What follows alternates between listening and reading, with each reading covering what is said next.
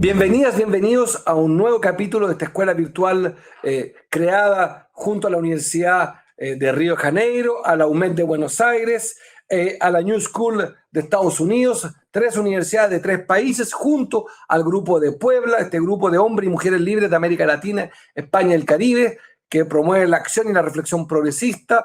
En tiempos de COVID-19 hemos decidido resistir y producir pensamiento académico a través de grandes expositores, expositoras, líderes, expresidentes, presidentes, etcétera, etcétera. Y estamos en el segundo foro, en la 7ª clase. Y hoy me toca a mí, Marco Enrique Sominami, ex candidato presidencial, director de cine y televisión, moderar este capítulo sobre comunicación política, junto a 2 grandes profesores, Natalia Aruguete, argentina, profesora, escritora, investigadora de múltiples ensayos y múltiples libros, que la voy a especializar aún más hoy día sobre las fake news, y a Luciano Galup, profesor, escritor, asesor en distintas dimensiones, en distintas campañas, y lo voy a definir así como un experto en Big Data.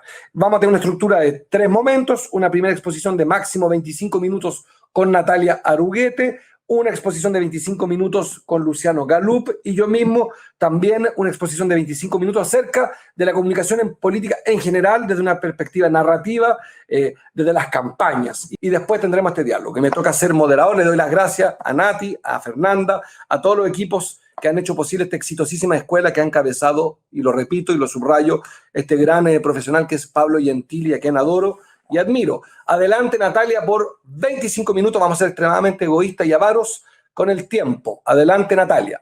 Muchísimas gracias. Gracias por la invitación. Es un placer para mí compartir este espacio con ustedes. Quiero retomar esa frase de la hipersegmentación, de lo que ha devenido la comunicación política, para poder pensarla en términos estructurales y comprensivos, para no someternos a esa hipersegmentación en nuestra reflexión. Y en ese sentido me parece importante poder pensar y usar como pretexto un último trabajo que hemos realizado en el marco de la COVID, un trabajo que lanzamos junto con el investigador Ernesto Calvo y Tiago Ventura, que son ambos de la Universidad de Maryland, y lo hemos trabajado en 3 países, en Argentina, en Brasil y en México. Y allí lo que intentamos ver es, por un lado, cómo afectan los mensajes, la percepción de los públicos, cómo afectan esa percepción en el marco de la pandemia, pensando la pandemia no como un fenómeno unidimensional. La pandemia, por mucho que muchos creamos que tiene fuerza en sí misma, no se explica por sí misma, menos aún se explica por sus atributos inherentes. En ese punto, una de las dimensiones que me parece centrales analizar tiene que ver con cómo entendemos las condiciones en las cuales percibimos los encuadres alrededor de la pandemia. Hay 2 encuadres centrales que se dan en esta pandemia. Uno tiene que ver con entender el riesgo sanitario de la pandemia, el otro tiene que ver con entender el riesgo económico de la pandemia. Y en esa confrontación de encuadres no podemos ceñirnos solamente a entender la dimensión sanitaria de la pandemia a partir de la cantidad de contagios o eventualmente la cantidad de muertos, sino también por las otras consecuencias que esto trae. Y tampoco podemos entenderla en función de cómo fue subiendo el nivel de peligrosidad y de riesgo de la pandemia en términos sanitarios, sino que la tenemos que entender a partir de la dimensión de la polarización, no solamente la polarización racional, cognitiva y política, sino además y sobre todo la dimensión de la polarización afectiva. La polarización afectiva se inscribe en este punto en lo que entendemos por las identidades partidarias.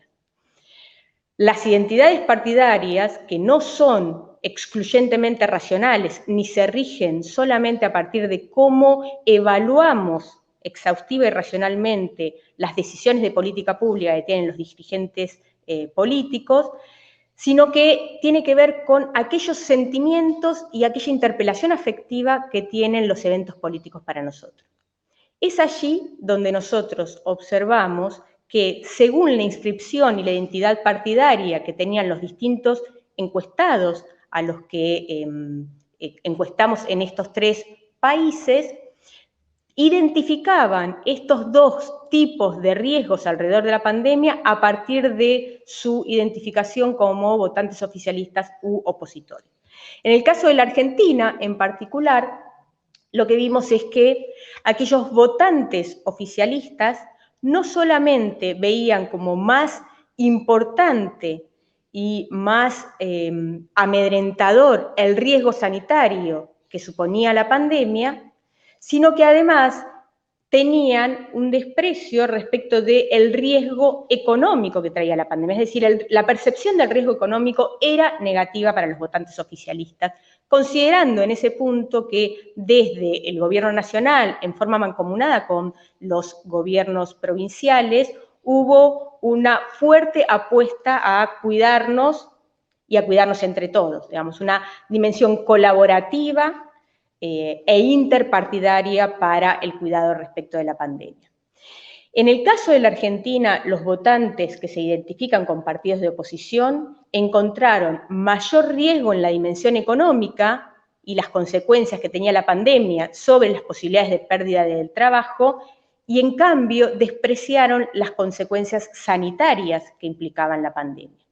Esto también tiene que ver con las dimensiones de la polarización.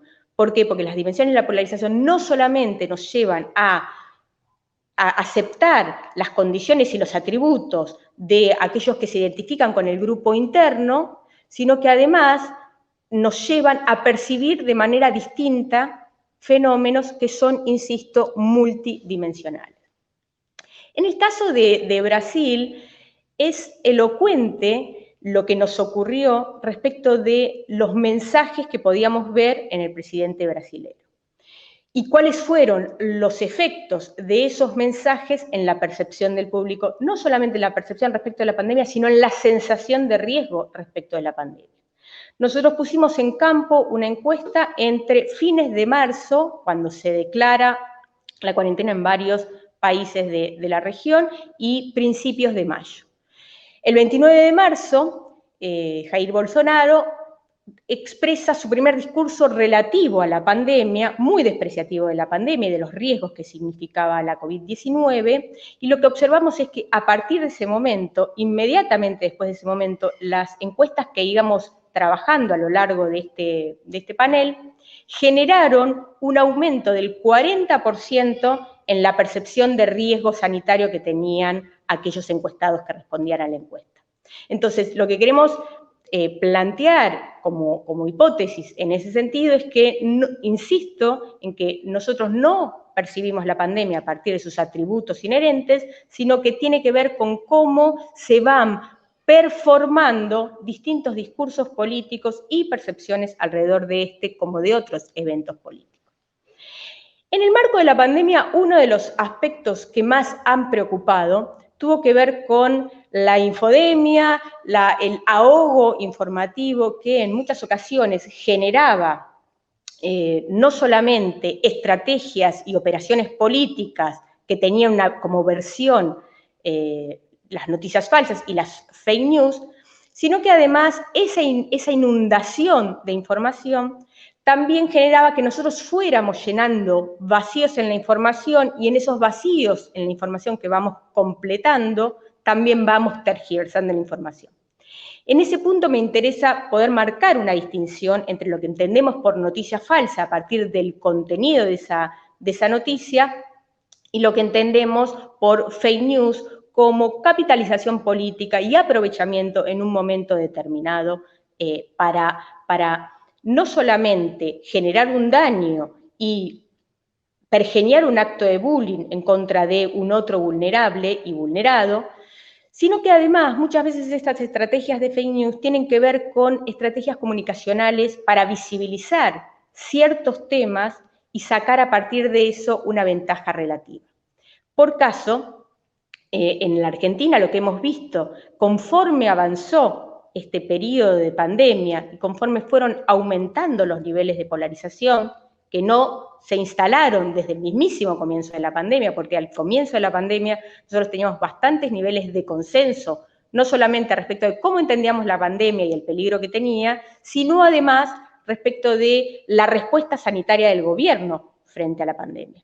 Pero a medida que fue avanzando el tiempo, lo cierto es que los niveles de polarización fueron aumentando y la capacidad de presión que tuvieron los votantes y determinados grupos de la oposición política fue de pergeñar estrategias de fake news, pero además visibilizar determinados temas que le eran propiedad.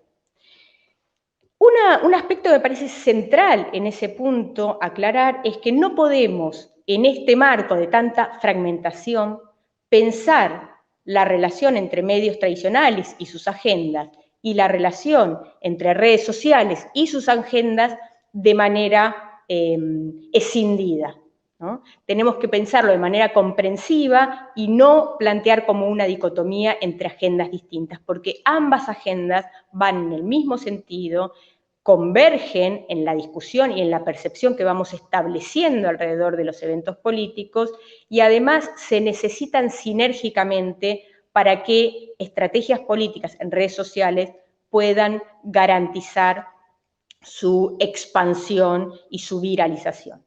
Dos casos con los que quiero cerrar esta charla que hemos visto y que fueron de mucha visibilidad en la Argentina y que fueron capitalizados políticamente por la oposición como estrategias de fake news y campaña negativa, requirieron de la intervención y la participación y la tematización por parte de los medios tradicionales.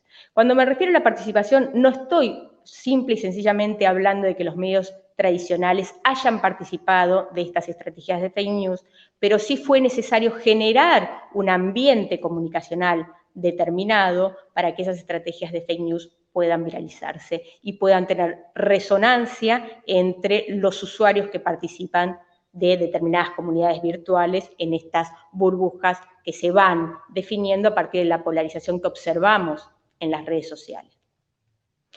Uno de los casos que me interesaría marcar aquí tiene que ver con la supuesta salida de presos, con la supuesta salida indiscriminada de presos por la pandemia, porque estaban en condiciones de hacinamiento en las cárceles argentinas, y a partir de eso se generó una tematización donde había, entre otras consideraciones, una responsabilización individual de la dirigencia política y sobre todo del presidente argentino respecto a esa decisión, cual si hubiera sido tomada de manera aislada y caprichosa. Esa tematización que se hizo desde las agendas de los medios tradicionales fue la plataforma, fue el escenario y condición de posibilidad para que se pergeñara una estrategia de fake news contra los colectivos feministas, porque se había inventado la idea de que saldrían 500 o 600 violadores sin haber sido juzgados, que saldrían de la cárcel así sin más, y se responsabilizaba de eso a los colectivos feministas, poniéndolas en contradicción respecto de los discursos que pergeñaron en sus momentos como forma de ir en contra de la violencia machista, y entonces ahora se las ubicaba en un lugar de vulnerabilidad a partir de estas supuestas contradicciones. El otro caso que me interesa marcar como muy claramente, que también tiene que ver con cómo se arma un escenario comunicacional para las estrategias de fake news, pero que tiene cierta distinción, es lo que se ha denominado como la Operación Miedo en el caso de la Villa Azul. Lo que ocurrió concretamente en el caso de la Villa Azul es que hubo al comienzo de la pandemia una explosión de contagios. Pensemos también que en las villas y en los lugares de hacinamiento los niveles de contagio están muy por encima que lo que es el ratio promedio de la Argentina. Y entonces, frente a esa explosión de contagios, lo que se hizo fue confinar a las personas que vivían en esa villa como para que no se siguiera expandiendo los contagios de coronavirus.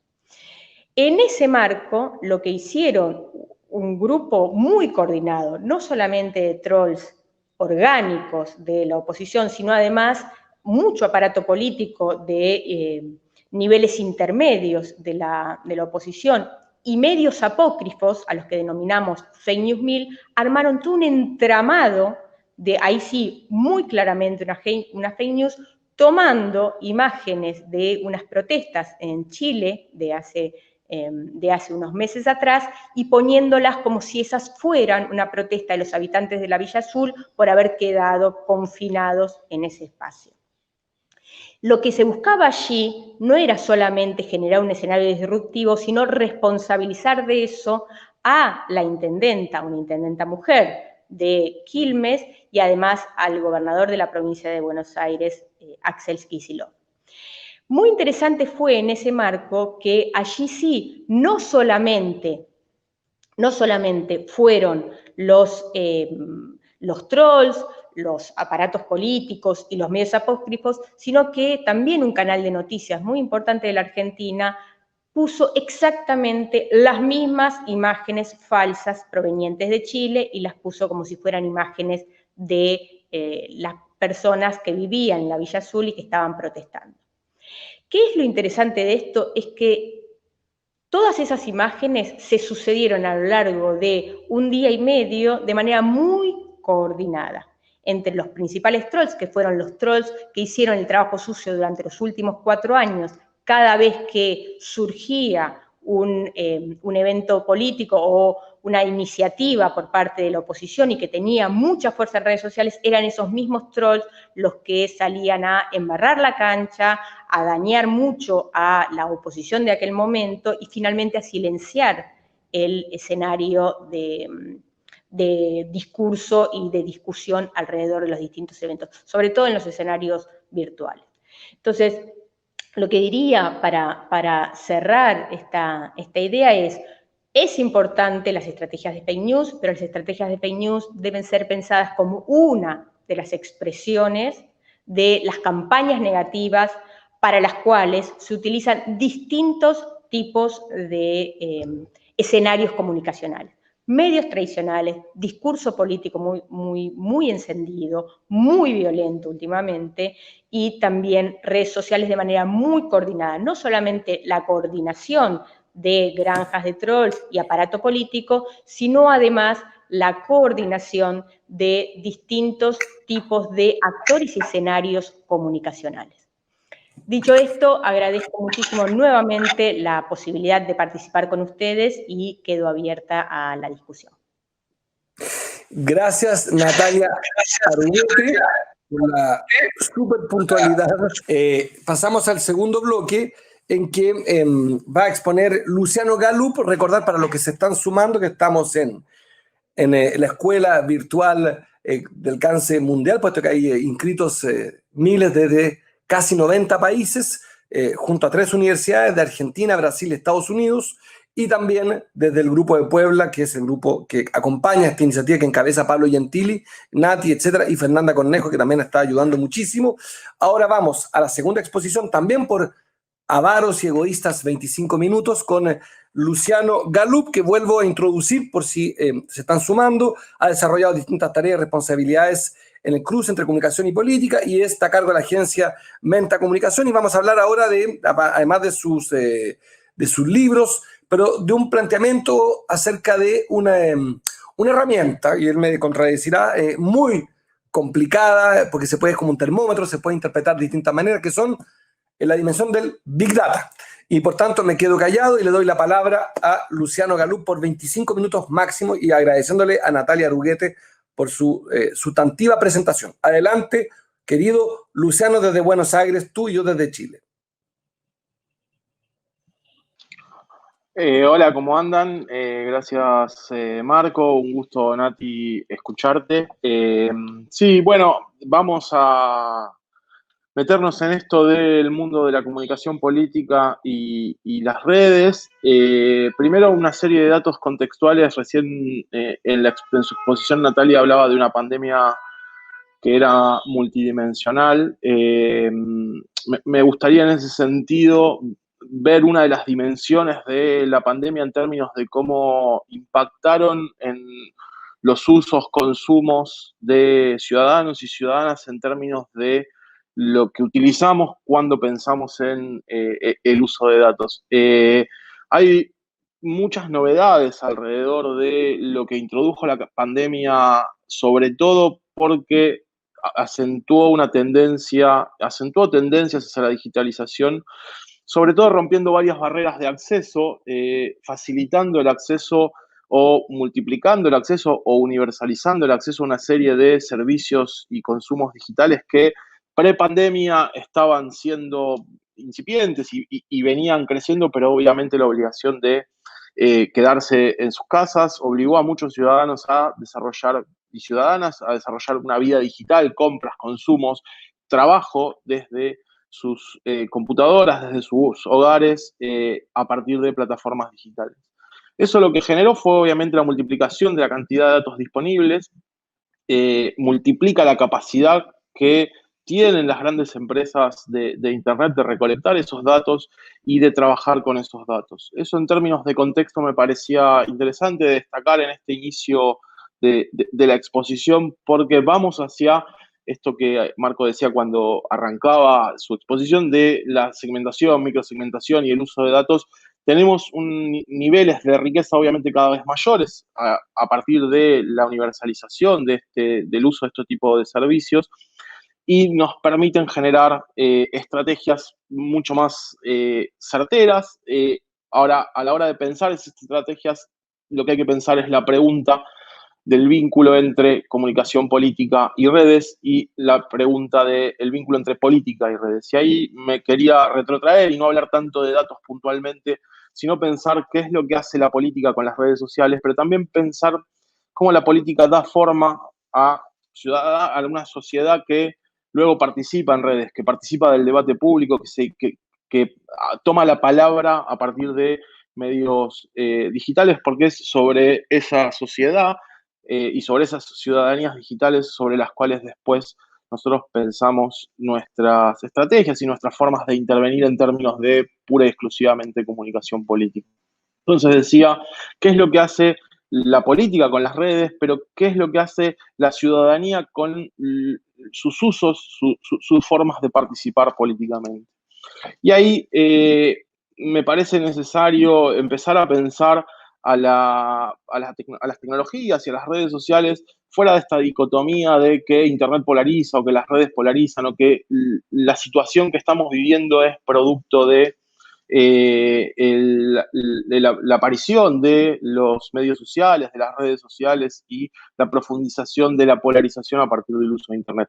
Entiendo que esa es una mirada bastante ingenua del fenómeno y que no da cuenta de las formas en las que la sociedad, la cultura y la política, las instituciones, dan uso a la tecnología, dan uso a las adopciones tecnológicas y a los patrones de difusión de estas tecnologías. Creo que hay que pensarlo de forma mucho más profunda, de forma mucho más analítica en términos de que no son las tecnologías quienes polarizaron a la sociedad, sino que son situaciones mucho más complejas, que no son las estrategias de Big Data quienes polarizaron a la sociedad, sino que las explicaciones de fondo son explicaciones políticas y materiales, que las explicaciones de fondo son las formas en las que las sociedades se expresan a partir de sus descontentos, sus miedos, sus odios, sus broncas, sus frustraciones, desde un par de años que venimos en una crisis medio constante. Y hay un pequeño paréntesis en cuanto a datos. La verdad es que el surgimiento o la universalización o el uso de redes sociales coincide con una gran crisis del capitalismo, que es la crisis del año 2008. Las redes empiezan a hacerse populares más o menos a partir de ese año y empiezan a tener un crecimiento sostenido durante el año 2009, 2010, 2011. Ya en 2011 empezamos a ver el impacto de las redes en movilizaciones y en manifestaciones, con la primavera árabe, con el 15M, y esta coincidencia en el surgimiento de la utilización de redes y la crisis nos puede confundir, nos puede hacer pensar que las redes son la explicación del mundo que estamos viviendo. Simple dato, hay una coincidencia bastante similar en la aparición de un nuevo medio o la universalización del uso de un nuevo medio y una crisis profunda del sistema capitalista que fue en el año 1929. La radio aparece y se empieza a masificar su uso aproximadamente un poco antes de esos años, pero a partir de esos años, y podemos ver cómo se fue desenvolviendo la historia también posterior. Pero en este sentido, recuperar esta idea de que el Big Data y los datos no explican ni el Brexit, ni la elección de Trump, ni Bolsonaro. Los documentales de Netflix no explican el Brexit, la elección de Trump o a Bolsonaro, sino que esa explicación está en cuestiones mucho más profundas que tienen que ver con la precarización de las clases medias, con la frustración de ciudadanos y ciudadanas frente a la ausencia de cumplimiento de esa promesa democrática de cierto bienestar, de cierta redistribución, de cierta participación en el consumo cultural, económico y cierto reconocimiento en el debate político. Y la verdad es que suponer que los datos vienen a reemplazar todas esas frustraciones en la explicación de estos fenómenos que venimos viendo de manera sostenida, entiendo que es de mínima ingenuo y que puede llegar a ser tranquilizador porque nos da una respuesta rápida, pero que no termina de explicar el fondo del problema. Y para comprender el fondo del problema, entiendo que hay que pensar qué es lo que aportan las redes en términos de su vínculo con la política y con la ciudadanía, e investigar esas formas de producción y circulación, los efectos que tienen esas narrativas, pero también investigar las condiciones materiales, las formas en las que las tecnologías determinan el uso de los ciudadanos y las ciudadanas y su participación en el debate público. Y ahí me gustaría recorrer una serie de ideas o pensar las formas en las que estas nuevas narrativas que traen los medios digitales impactan en la participación política y en principio destacar lo que yo entiendo como una plebeyización de la política y de lo político a partir del uso de las redes sociales. Esta idea de plebeyización tiene que ver con una fuerte presencia emocional, una fuerte presencia de mitos en las explicaciones, una fuerte vínculo más del estilo telenovela en lo que nosotros vemos que vienen haciendo los dirigentes, que vienen utilizando de forma más efectiva los medios sociales. Un vínculo no racional con muchas de las explicaciones, pero al mismo tiempo todo tiene una explicación. Lo que venimos viendo es, por momentos, profundos debates alrededor de posicionamientos anticiencia, pero que al mismo tiempo logran explicar básicamente todo el mundo, una ausencia de la capacidad de decir no sé, no se sabe, una ausencia de la capacidad de tener que investigar para poder decir cosas. En cambio, venimos viendo vínculos mucho más laxos con poder dar que todo tiene una explicación, que todos tienen una explicación en redes y que toda explicación entra en un tuit. Una ausencia de la capacidad de poder poner en debate en medios sociales y en redes sociales explicaciones más complejas y conocimientos más complejos.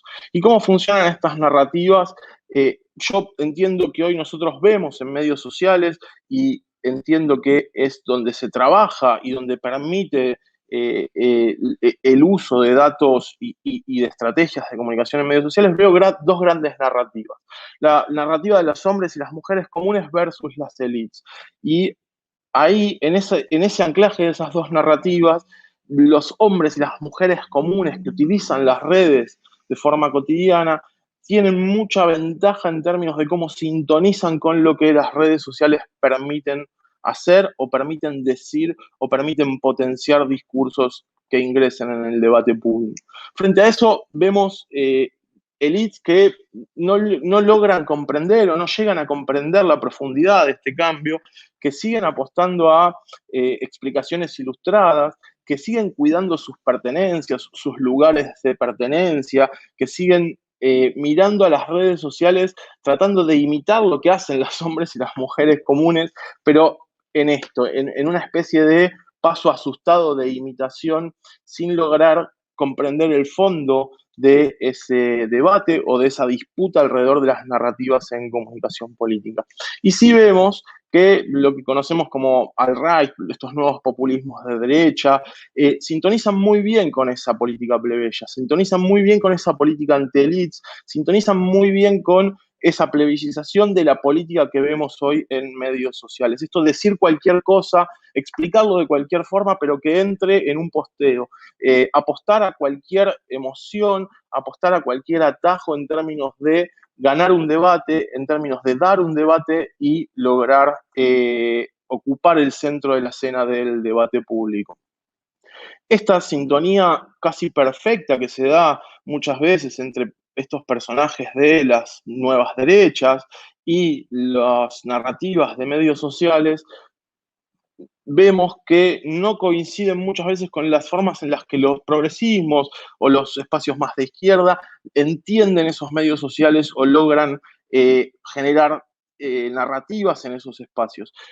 Obviamente estamos haciendo generalizaciones, hay muy buenas experiencias, pero en términos generales lo que vemos es que son estos espacios de alternativas de derecha o de nuevas derechas las que ponen el rock and roll en las redes sociales, son las que ponen las emociones, son las que ponen en juego cierta rebeldía frente a discursos muy vinculados a la corrección política, la censura.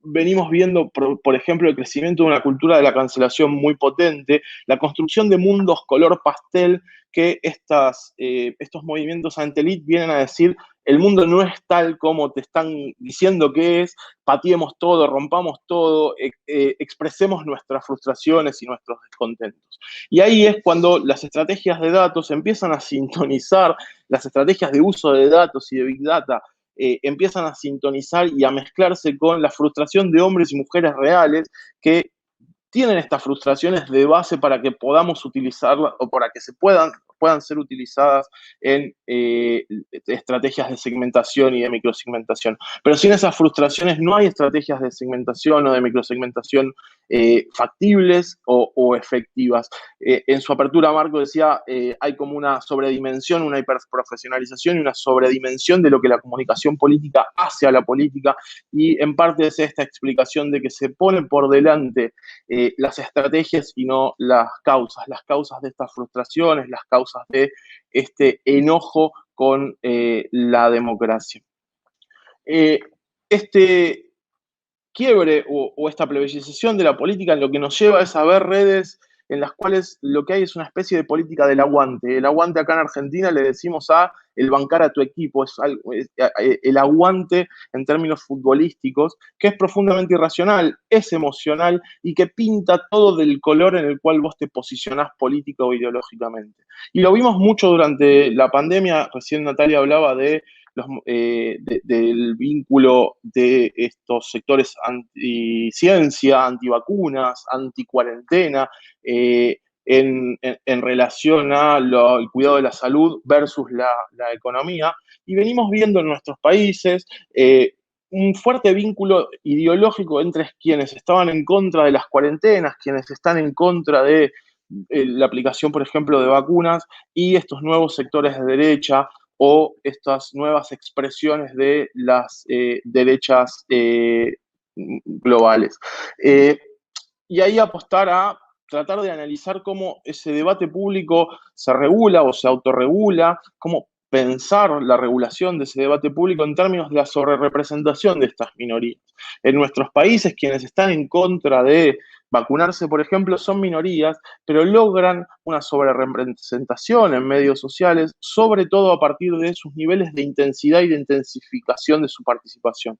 Ahí tenemos que pensar a las redes probablemente en dos universos, un universo de ciudadanos y ciudadanas que sobrevuelan las redes sin niveles de intervención altos, que las utilizan más esporádicamente o más en términos informativos, sin necesidad de participar constantemente del debate público, y sí intensidades mucho más militantes y que tienden a estar sobrerepresentadas, sobre todo en el análisis de datos de redes como Twitter, que dan la sensación de que hay un montón de gente que está opinando como vos, que dan la sensación de que hay un montón de gente que opina en contra de vacunarse, por ejemplo, o que opina que la Tierra es plana, por ejemplo, y en realidad son minorías que lo que hacen es reconfortar esas posiciones y habilitar a que se digan en público cuando históricamente no se le permitía debido a la sanción social que tenía asumir esas posiciones.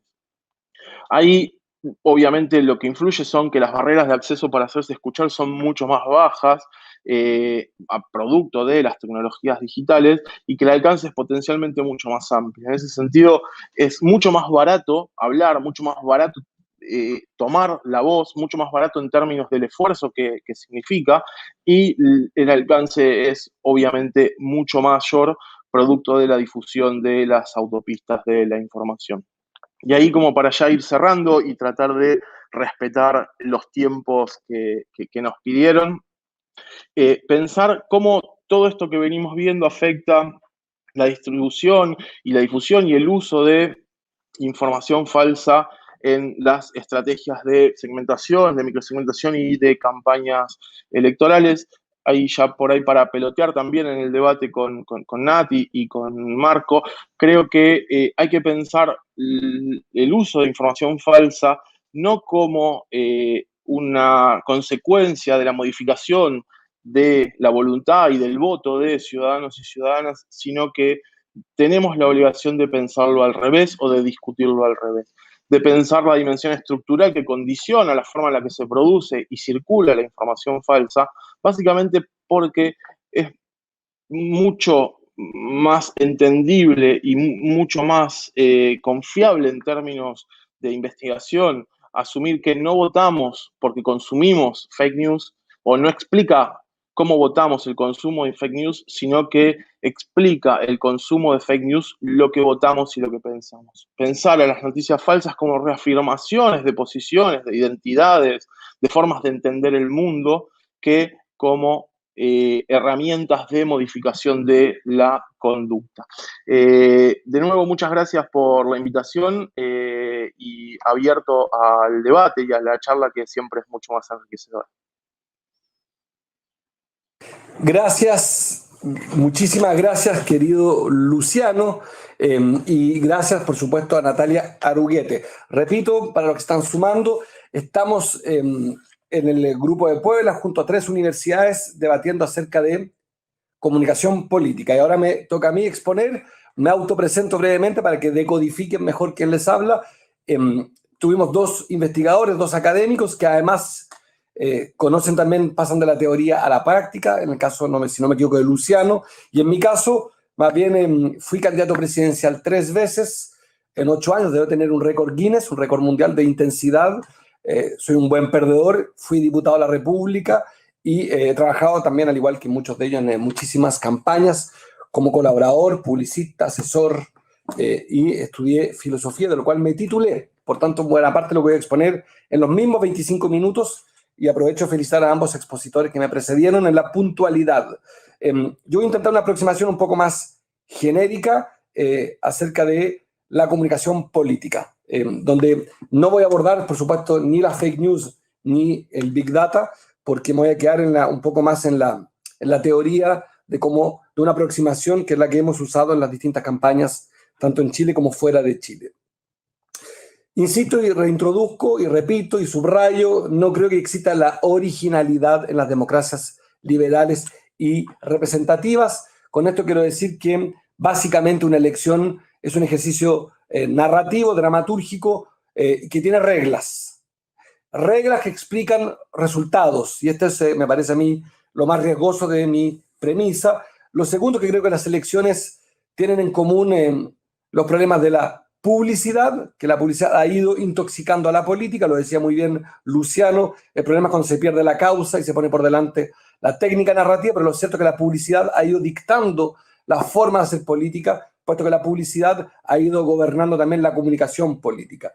Por tanto, creo que no hay vocación original, creo que buena parte de los conceptos del debate político vienen más bien del periodismo o de la publicidad y no de la política. Estas son las premisas y le voy a pedir a Fernanda Cornejo, que ayuda en la coordinación del Grupo de Puebla, que también me ayude en publicar la primera lámina, si me acompaña Fernanda, si está conectada. Aquí está. Listo. Son láminas, son muy pocas para detonar la conversación y el debate. Y elegimos en el equipo varios liderazgos del hemisferio norte, del hemisferio sur, de izquierda, de derecha, en sistemas todos de democracia representativa y liberal. Todos elegidos, por tanto, por el voto popular, con sistemas presidenciales, monárquicos, napoleónicos y borbónicos, y con sistemas electorales, sistemas políticos, semipresidenciales o parlamentarios. Y por tanto, la primera pregunta es ¿por qué un hombre como Tony Blair, laborista inglés, o como Sarkozy, un inmigrante húngaro, de origen húngaro, en la monárquica Francia, o un Berlusconi al cual le conocemos pública y notoriamente delitos delicados para ser elegantes, ¿por qué ganan tantas veces? Berlusconi reelecto, Blair reelecto, Sarkozy no reelecto, pero el primer presidente plebeyo electo en la Francia aristocratizante, o un Obama, el primer presidente negro, o Michelle Bachelet en Chile, una economía irrelevante a nivel mundial, pero que elige la primera mujer presidenta de su historia, o Donald Trump, o Evo Morales en el país altiplánico Bolivia, la hermana patria fronteriza nuestra, de Chile y Argentina, o Rafael Correa, reelecto varias veces, al igual que Evo Morales, o Sebastián Piñera. ¿Qué tienen en común en las distintas conferencias, clases o asesorías o consultorías? Siempre aparece esta idea de fueron capaces de refrescar la política, fueron capaces de ser nuevos. Y en lo personal soy un gran enemigo de la novedad como aproximación política. Creo que la novedad no existe en política. La novedad es el negocio de los publicistas o el negocio de los periodistas. Creo que la novedad es una fantasía equivocada. Ninguno de ellos, para ser bien preciso, era nuevo. Podemos discutir largamente, pero Evo Morales en su tercera reelección no era nuevo. Rafael Correa tampoco. Sebastián Piñera, el adversario que me derrotó 2 veces, fue candidato presidencial en Chile desde la época de la independencia, en 1810. 200 años lleva queriendo ser presidente de la República Sebastián Piñera. Lo que quiero plantear es que yo no creo que la novedad sea el atributo. Otros dirán es la capacidad de refrescar la política. No estoy muy claro de que Berlusconi haya sido en Italia un elemento refrescante. Otros dirán, miren, en realidad es que fueron modernos. No estoy muy claro cuán moderno fue Donald Trump, cuánto tomó de los derechos de tercera y cuarta generación, cuánto era la sustentabilidad, la economía verde, cuánto de eso. Y por tanto intento una aproximación, querida Fernanda, si me puedes pasar a la segunda lámina. Yo sostengo que todos estos candidatos y candidatas, esto no es una hipótesis mía, esto está inspirado de muchísimos otros intelectuales y asesores, y por lo tanto siempre recuerdo que yo fui asistente de un equipo francés y también soy discípulo o alumno de una escuela o de una manera de entender la comunicación política, que creo que es una dimensión menor de la política, pero que ha crecido en demasía. Y creo que en común, entonces, para volver a la pregunta, ¿por qué ganan estos candidatos las elecciones? Metodológicamente quiero aclarar que para mí las elecciones son un momento distinto a la política. Insisto, las elecciones son 90 días, un plazo preciso, hay un tiempo limitado, reglas definidas en las democracias representativas y liberales, un hombre, una mujer, un pueblo, un destino, una urna, un domingo en general. Y por tanto creo que se establece algo en común, los tres, y elegí a 3, ¿qué tienen en común? El cambio. El cambio en su acepción más moderada, la ruptura en su acepción más dura, pero es cambio. De ahí es que las campañas, por ejemplo, en el caso de mis 2 predecesores argentinos, el creativo Macri se le ocurrió Cambiemos. En el otro creativo chileno, igual de derechista que Macri, Lavín, su eslogan era Viva el cambio. Y aquí vemos a Tony Blair, que fue capaz en su eslogan, aquí lo pueden leer, un nuevo laborismo para una nueva Inglaterra. La idea de la novedad propuesta como cambio. Lo mismo en el caso de Barack Obama, ni más ni menos usó la palabra change, cambio. O el Sarkozy, que buscó una analogía, un eufemismo. Juntos todo se vuelve posible, instala la idea del cambio. Creo que en el caso de Tony Blair, esta idea de cambiar su partido para cambiar Inglaterra. El caso de Obama era bien elocuente en su condición de cambio, puesto que era el primer presidente negro. O en el caso de Sarkozy, plebeyo, que esta idea de la ruptura con Chirac, que era un presidente árbitro, no era un presidente de la acción. Instala entonces en la continuidad de la derecha un presidente inmigrante, hijo, nieto de inmigrantes. ¿Por qué lo planteo? Porque también estas reelecciones en continuidad son los grandes desafíos. ¿Cómo es posible que uno represente el cambio si ya está gobernando Correa, Evo, etc., Lula, Dilma en su minuto. Por tanto, sostengo que una elección se gana sobre el domicilio, quien encarna, quien representa el cambio. Tercera lámina, por favor, querida Fernanda. Y bien, esto es inspiración de otros, pero me parece a mí que ordena la conversación. Creo que existen algunas metáforas para representar el cambio. Y no son ilimitadas, no son infinitas. Yo feliz de someter esta presentación a un debate. La metáfora, a mi juicio, una que expresa bien el cambio es el humanismo, significa representar en tu biografía una historia o una promesa o un compromiso con el cambio. Y veamos. Barack Obama era el primer presidente negro de la historia, era imbatible. Esa elección estaba ganada el mismo día de su designación. Barack Obama era el primer presidente negro. No había cómo, ni para McCain, ni para, se me olvidó el nombre, Mitt Romney, no había cómo ganarle al primer presidente negro de la historia de Estados Unidos. Lo mismo en el caso de Chile, Michelle Bachelet era la primera mujer, era imbatible. Y entonces, para mí, esta metáfora del humanismo es tu biografía, es más que la ideología, se vuelve tu historia, tus atributos personales, la promesa de cambio. La biografía de Pepe Mujica es insuperable, un hombre que luchó en la revolución, en la lucha armada, y que ahora se propone ser presidente de todas y todos los uruguayos. Se lo propuso, perdón, en tiempo está mal usado.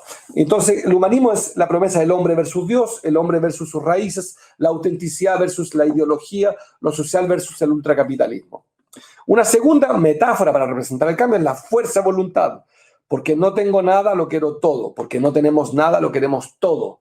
Y ahí está el señor Sarkozy, que representó esta idea, como lo decía antes, la ruptura con el presidente anterior. Pero sobre la base de la fuerza, el que persevera. Ahí podríamos discutir largamente, yo inscribiría, sin ofender, pero a Salvador Allende, el que perseveró, fue 4 veces candidato presidencial. Podríamos discutir largamente. Lula fue un hombre que aceptó competir 2 veces, con quien lo derrotó 2 veces también, que es Cardoso. Y una tercera es la renovación de la política, una promesa de renovación del domicilio, renovación de la familia. Renuevo al PRI mexicano Peña Nieto, porque renovando al PRI, renuevo a México. Renuevo el laborismo, renovando al Partido Laborista Inglés, renuevo a Inglaterra.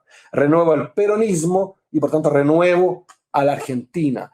Creo que ahí, esta idea de la renovación, hablándole a pocos, le hablo a muchos, hay una tercera promesa de cambio. Y la cuarta, que me parece la más triste de todas, pero muy exitosa, es el éxito.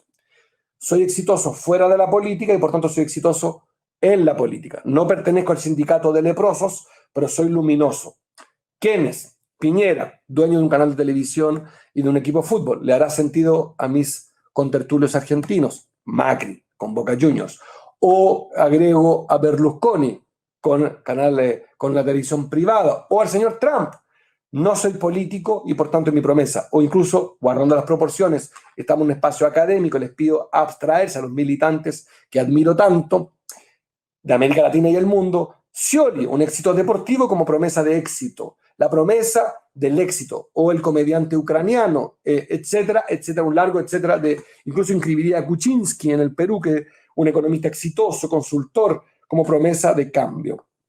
Entonces yo digo, y planteamos 4 metáforas posibles en esta afirmación y en esta premisa inicial de que es un ejercicio narrativo la comunicación política. Hay una gramática en la comunicación política. Se trata de un pueblo, un electorado agobiado por la información, en la obesidad de la información que en las ciudades como Nueva York, París o Londres, como dice Cristian Salmón, escribe en un libro que les recomiendo, que se llama Storytelling, esta idea de que un ojo hoy ve miles de marcas, miles de slogans diariamente en las grandes capitales del mundo. Y frente a eso se refugia, y esto viene de la filosofía, en las cavernas, en el debate de la percepción, que es contar una historia. Y por tanto, 4 metáforas, adelante, querida Fernanda, vamos cerrando porque el tiempo, y esto tiene una consecuencia evidente en la imagen. Obama, ustedes ven este saludo con la mano, que no es el puño, es la palma de la mano, o Berlusconi con el Coliseo Romano en su promesa de éxito, la ultra confianza en sí mismo,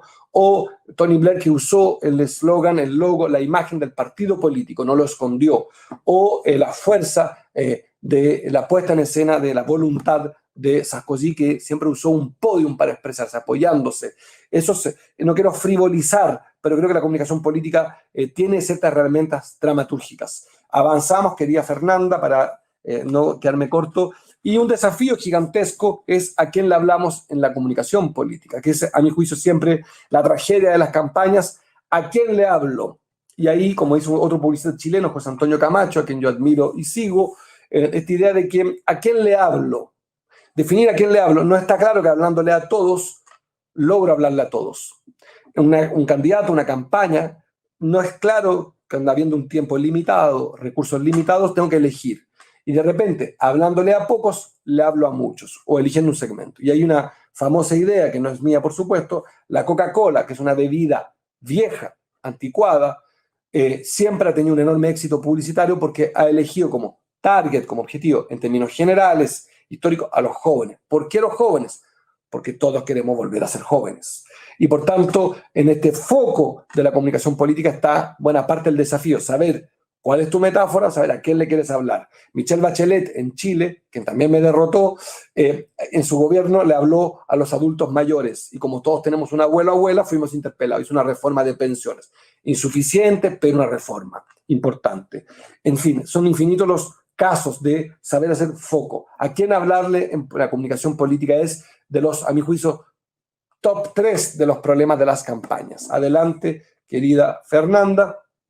La segmentación, lo dijo muy bien Luciano, paso por ahí muy rápidamente, es saber que se hipersegmentó la comunicación. Para los que somos mayores, en los 80 teníamos la televisión generalista abierta, en los 70 también, los 60 también.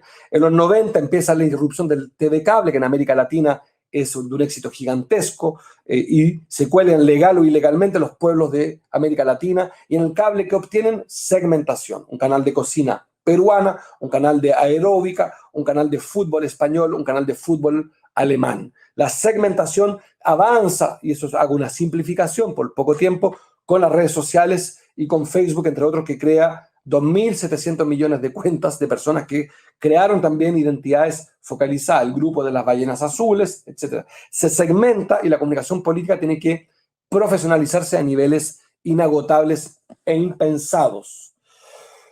Y por eso es tan importante, como dice ahí, lo pueden ir leyendo, un equipo, pero lo más importante es segmentar las audiencias. Adelante, Fernanda. ¿Y cómo entonces se alcanza el mensaje? Y ahí viene lo que es muy antiguo a esta altura, es storytelling. Y aquí, ¿qué es el storytelling? Recurrir a herramientas narrativas para contar una historia, utilizar metáforas y fortalezas propias de la misma historia que se están contando. Por ejemplo, la historia puede ser la misma biografía del candidato. Hago una simplificación, hay líderes que fueron presos, pensemos en Mandela, su propia promesa, su propia historia era su promesa de paz, de inclusión, de esperanza, su condición. La condición de Obama, de su historia, de su vinculación, era su promesa de que él no venía por la revancha contra los blancos supremacistas, era un hombre integrador. Y el objetivo, por tanto, el storytelling es pasar por la emoción para alcanzar la razón de las almas de su electorado, el desarrollo del mensaje esperado.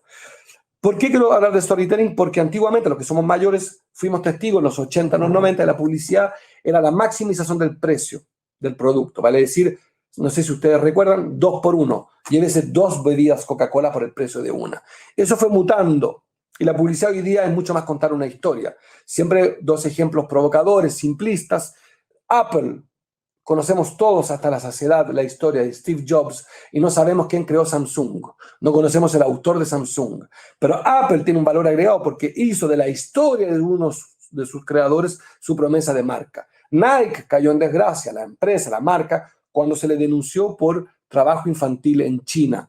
En las marcas venden mucho más una historia que una maximización del precio. El precio no se volvió relevante. Adelante, Fernanda, si podemos ver, creo, el video que dura 30 segundos, ganó Cannes en 2010, ganó el oro, dura 30 segundos, 1 minuto. Les pido que lo veamos un segundo con el audio, sería ideal, y lo retrocedamos, Fernanda, para que no lo vean. Es el secreto del video. No se escucha nada, querida Fernanda. No, yo estoy sin audio. A ver si lo podemos hacer con audio. Bueno, no lo demos. Rápidamente lo vamos a subir a la... Parémoslo, Fernanda, por favor. No se escucha. pero básicamente el video lo podrán ver, lo pueden ver en YouTube. Es un video que lo que pone por delante es, y ganó Cannes, es Canal Plus, un canal de cable, y nunca habla de precio. Ya lo verán, pero hace cuenta una historia vinculada a la televisión y gana el León de Oro. Cuando lo gane Cannes, es muy importante porque Cannes tiene una cierta elaboración mayor que otras plataformas audiovisuales, festivales. Vamos al segundo, la última lámina, o penúltima, creo, quería Fernanda. Esa la podemos saltar, perdón, son otras biografías, son de campañas de Evo Morales, etc. Y quiero ir cerrando. ¿Y a quién se le habla? ¿Cómo se le habla entonces? El tormento de los candidatos. Primer narrador de una historia, el candidato. Un candidato o candidata es quien narra la historia. Y eso es siempre los que ponen por delante esta idea que las campañas tienen que ser multimillonarias. Sí, por lo que se dijo antes, por el Big Data, por un conjunto de razones. Pero lo cierto es que es insustituible el candidato o candidata. Es una obviedad.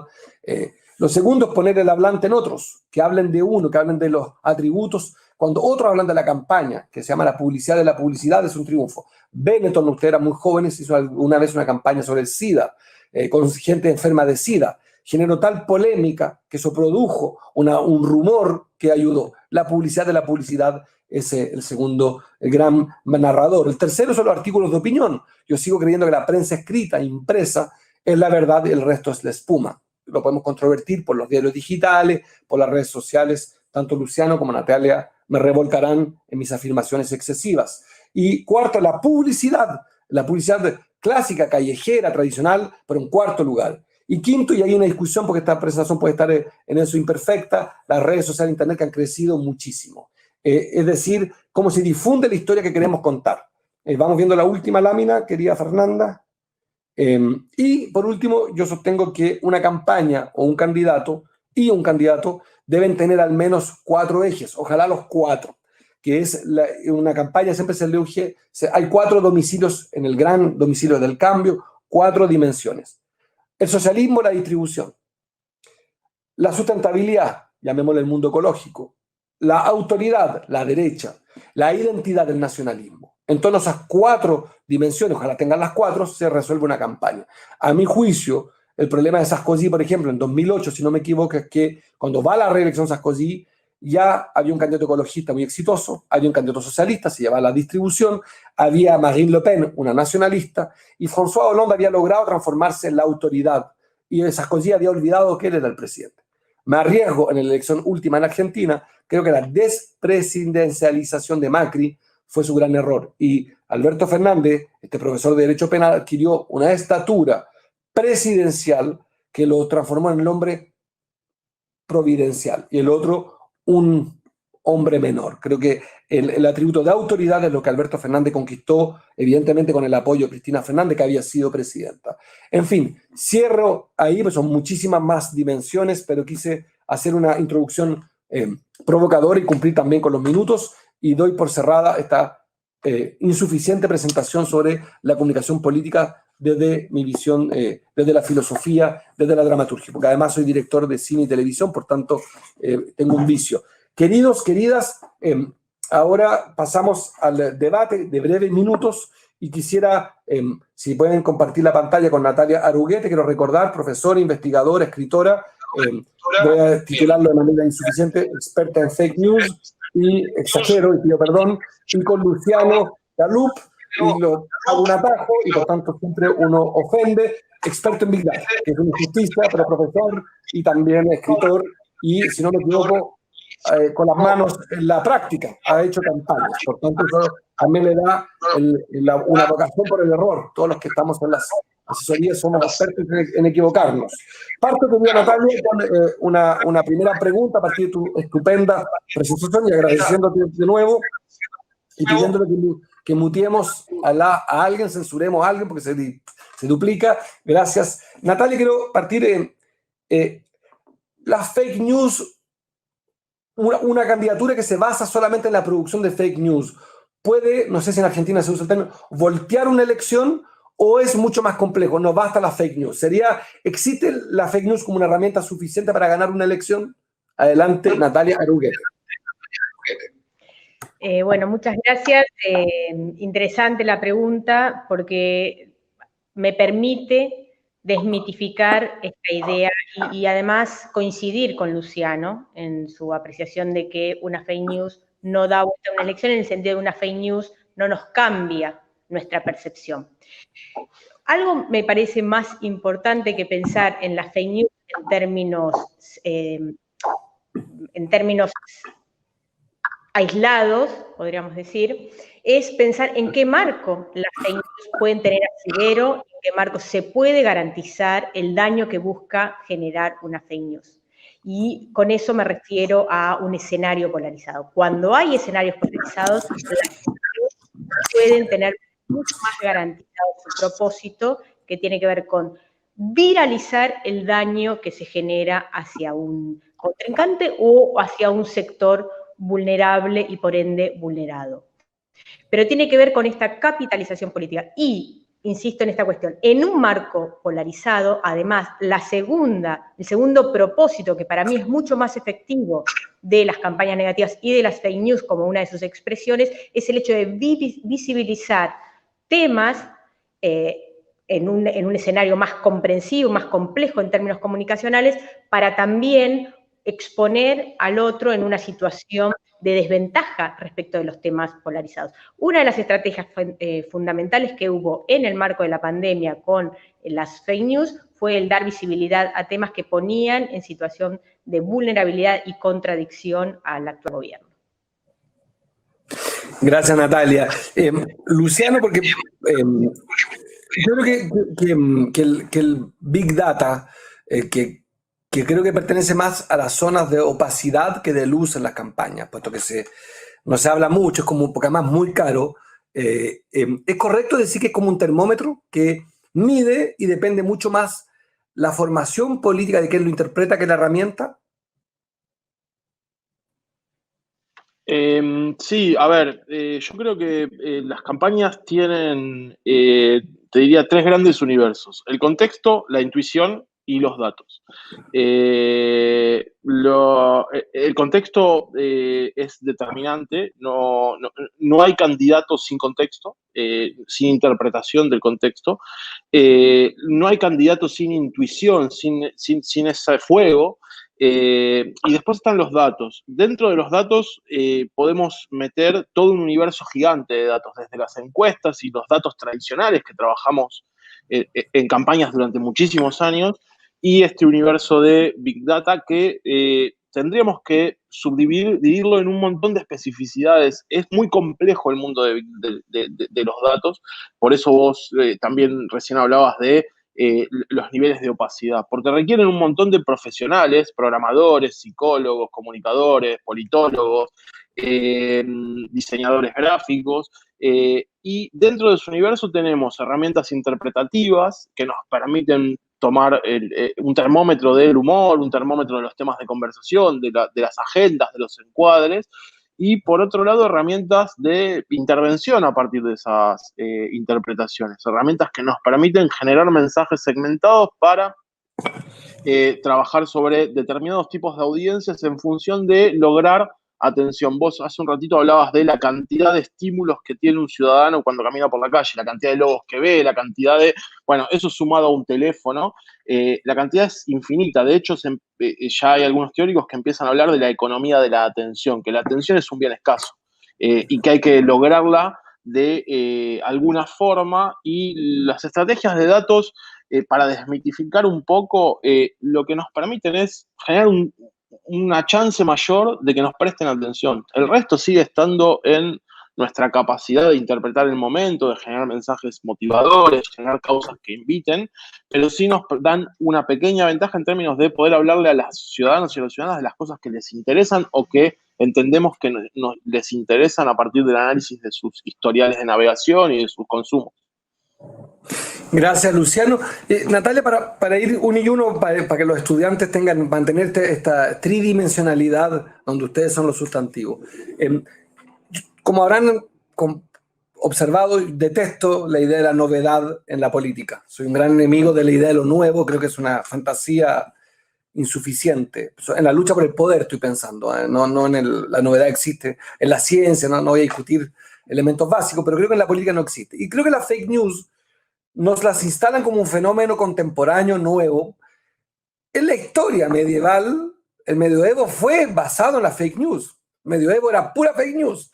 Ya no me acuerdo porque tengo déficit atencional y tengo mala memoria, pero está lleno. La teoría sobre las brujas, sobre las mujeres infieles. O sea, la fake news fue. Y pareciera que el ser humano, y hay estudios de universidades que lo han demostrado, tiene un 40% cree en la conspiración mundial. La mitad de los pueblos no se quieren vacunar pero no por la vacuna del COVID-19, tampoco querían vacunarse hace 50, 60 años. No es nuevo la desconfianza en la ciencia, no es nuevo la fake news. ¿Son realmente nuevas las fake news? Estamos viendo un fenómeno completamente inédito. O sea, los animales políticos están conociendo algo que habría que detenerse a investigar porque es completamente inédito, o es simplemente la velocidad, la amplitud lo que hace la diferencia. Bueno, uno lo que podría pensar es que en este escenario, efectivamente, lo que hace la diferencia es la fragmentación y la personalización, ¿no? En esa capacidad y alcance para distribuir en esas autopistas de las que hablaba Luciano. Pero cuando me preguntan sobre momentos anteriores de fake news, siempre pienso en el nazismo, ¿no? El nazismo se basó y se erigió en esta idea de despreciar todo lo dicho por el otro, usando lo otro como mentira. Incluso la frase que se le atribuye a la mano derecha de Hitler, miente, miente, que algo quedará, tampoco es de él. Entonces, ¿qué quiero decir con esto? Que nosotros, los usuarios de a pie, los ciudadanos de a pie, completamos vacíos en la información a partir de esquemas previos y de prejuicios. Ese mecanismo de completar vacíos en la información es la garantía perfecta de la difusión de fake news. Creo que en ese punto hay un error en pensar que solo depende una buena fake news y su viralización de la estrategia de emisión, de la coordinación de distintos actores para la emisión de la fake news, y en realidad, para mí, un elemento central de la viralización de la fake news es generar y lograr resonancia en ese interlocutor colectivo que es el que nos garantiza la viralización de una fake news. Entonces, ese que garantiza la viralización de una fake news es quien está completando la información y a quien le estoy generando el placer cognitivo de decirle lo que él está esperando que le diga, o que ella está esperando que le diga. Y completo esta idea con un dato muy reciente que hemos obtenido a partir de una investigación de fact-checking que hemos realizado, en la que hemos comprobado que cuando le mostramos a un usuario una información falsa que confirma sus creencias, esa información tiene mayores probabilidades de ser compartida a partir de ese placer cognitivo que cuando le decimos a ese mismo usuario que se equivocó y que esa información que compartía y le generaba placer compartir estaba equivocada. Hay un daño cognitivo allí que genera resistencia y disonancia como para que quiera compartir la corrección. ¿Qué quiero decir con esto para cerrar la idea? Que las fake news no tienen un propósito informativo. Por eso es que tienen un propósito expresivo y tienen una interpelación emocional. Por eso es que las fake news pueden ganar veces en esa viralización, producto de la interpelación emocional, que el mero mensaje cognitivo que tiene que ver con el contenido verificado o no verificado.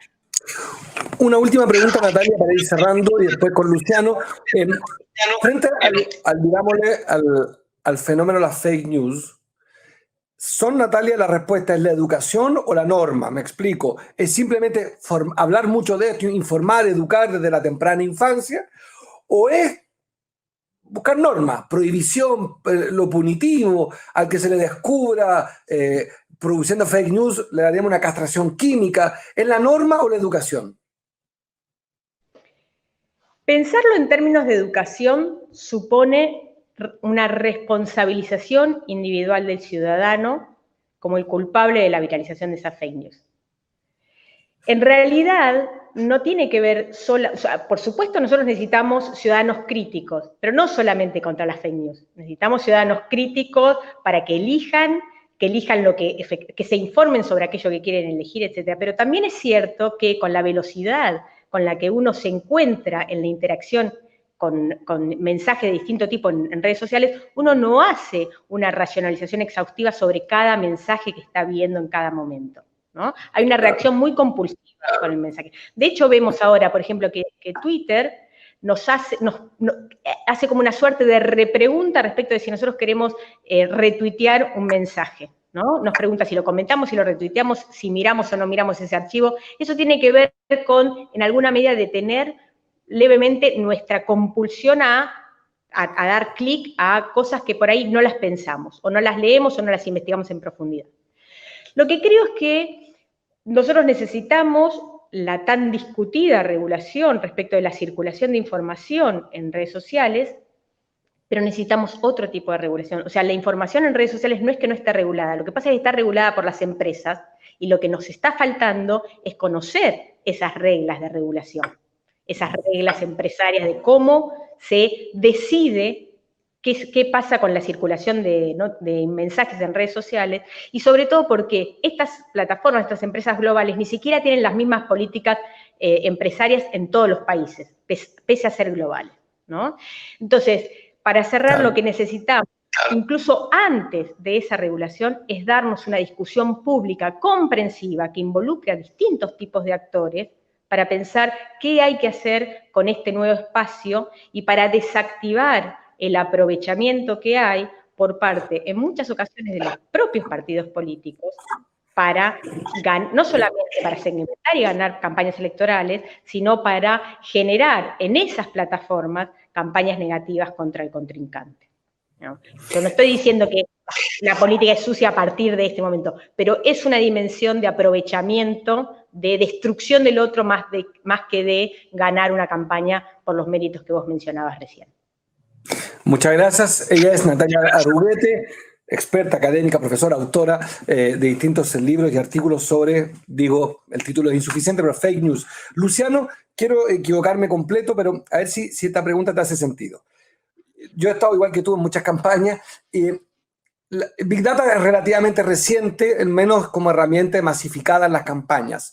Y como ya lo decíamos los dos, nadie confiesa mucho que usa Big Data. Es como un placer culpable, una herramienta que no se transparenta mucho. ¿Sería correcto afirmar de que Trump, son dos posibilidades, digo al menos, pero una es, gana porque su fuerza, su convicción, su audacia, algunos dirán locura, su identidad era mucho más atractiva que unos candidatos explicativos que explicaban desde Washington la dificultad? ¿O es porque esta capacidad de usar mejor el Big Data? Los que hemos estado con Big Data hemos descubierto cosas impresionantes, que uno es capaz. A mí me tocó en una campaña descubrir que las mujeres de las profesoras y los maridos de las profesoras tenían una duda sobre el reajuste salarial, y que si uno le mandaba por Facebook un mensaje a las 12 del día era capaz de desactivar o de disminuir el enojo de un segmento. Por tanto, es la técnica la que hace el éxito hoy día como nunca antes. ¿Estamos a propósito, de aquí me contradigo, en un fenómeno nuevo que el Big Data, o sigue siendo el Big Data muy por debajo de la fuerza de la identidad?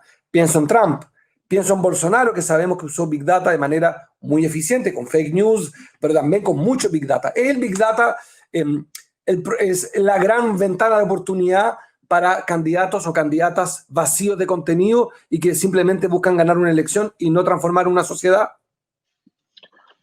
Te voy a responder en contra de mis intereses profesionales y laborales. No, la verdad es que cuando uno piensa en estrategias de comunicación política, el peso que tienen en la definición electoral, la comunicación política en general es muy bajo. Las estrategias de Big Data, el peso que tienen en el desenvolvimiento de una elección también es muy bajo. Vos podés, efectivamente, esto que vos decías, detectar el enojo de un microsegmento de la población y explicar el motivo por el cual no deberían estar enojados. Lo que no quiere decir es que lo escuchen o no lo escuchen, dejen de estar enojados con eso o no, pero no sigan sin simpatizar de vos, porque de nuevo, una de las grandes potencias que están teniendo estos candidatos que hoy y candidatas que hoy son exitosos, pero más es una política de varones, esta política del aguante, de la plebiscización de la política, de candidatos que dicen lo que piensan, como piensan, Trump, Bolsonaro, Vox en España, esta lógica de interpelar de formas mucho más sencillas, con discursos anti-elite, con explicaciones simples a problemas complejos. Las estrategias de datos después, obviamente, lo que permiten es consolidar pequeños segmentos, infunden respeto y temor al rival, porque todo el mundo piensa, esto que decías vos, nadie reconoce que usa Big Data, pero todo el mundo piensa que el otro lo usa, con lo cual todo el mundo piensa que el otro lo va a destruir con estrategias de Big Data. Y la verdad es que hemos visto que experiencias como la Argentina, con un espacio político como Cambiemos, que construyó un mito suyo alrededor del uso de datos y las tecnologías digitales, encuentran límites importantes, producto de la realidad política, económica, cultural. Trump utilizó una empresa y el escándalo que se armó alrededor de la campaña de Trump con Cambridge Analytica, que fue una empresa que antes había utilizado el candidato que perdió con Trump la interna, que fue Ted Cruz. Con lo cual, no hay forma de ganar a partir del uso de una herramienta, a partir del uso de una tecnología. Lo que sí hay es formas de fortalecer, de dar potencia a grandes intérpretes de contextos y de realidades, como vienen siendo estas nuevas derechas o estas alt-right que vienen interpretando esta disputa alrededor de periferia centro o elites outsiders de una forma muy efectiva. Vos recién lo decías, Trump gana contra las costas de Estados Unidos. Trump gana contra la élite intelectual de los Estados Unidos, que no lograba entender que decirle a los votantes que eran idiotas por votar a Trump no hacía que los votantes los dejen de votar, sino que les reafirmaba su señal de que las élites piensan que ellos son idiotas y los odian y los detestan. Última pregunta, Luciano. Hemos hablado, yo por lo menos, de las campañas. Otra cosa es la gestión del poder. Son dos dimensiones bien distintas.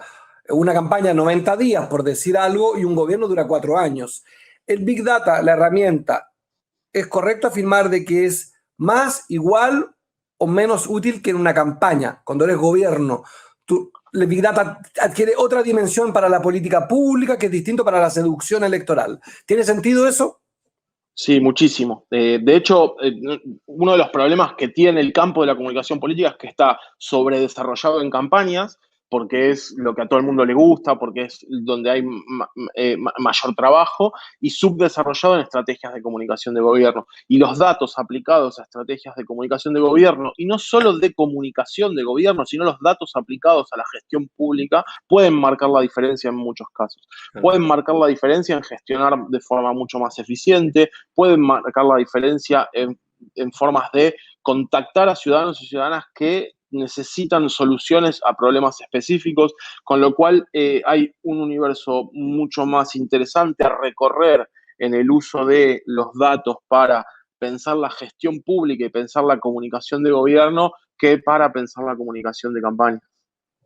Muchísimas gracias, Luciano Galup, gracias Natalia Aruguete, gracias a Nati, a Fernanda Cornejo, a Pablo Gentili por la producción de esta séptima clase del segundo foro de la Escuela Virtual Progresista que tiene me voy a equivocar, pero creo que son 50.000 inscritos de 97 países. Este éxito que fue una idea original de Gentili, porque le acompañamos que nuestra escuela, como corrige siempre Pablo, que es nuestra escuela del Grupo de Puebla, junto a estas 3 universidades. Felicitarlos a los expositores, a Natalia y a Luciano y a las y los organizadores. Que tengan las mejores horas que siguen, porque no puedo dar horarios, porque esto se transmite en cualquier minuto, en cualquier momento. Que tengan el mejor momento del día donde estén. Un beso y un abrazo. Gracias, Natalia, gracias, Luciano. Muchísimas gracias por la invitación. Gracias por la invitación. Saludos. Saludos.